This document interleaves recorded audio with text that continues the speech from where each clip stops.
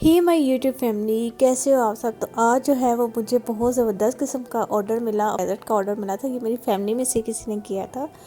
तो मैंने जो है वो इस तरीके से केक जो है वो बनाया और इस तरह के बॉक्सेस लिए और उसमें नीचे केक्स की लेयर लगा दी कट करके, फिर क्रीम की और फिर ऊपर जो है वो आप कोई भी जेली ले सकते हैं। मैंने स्ट्रॉबेरी जेली का यूज़ किया था क्योंकि उनकी तरफ से मुझे ये था कि स्ट्रॉबेरी जेली आप यूज़ करें।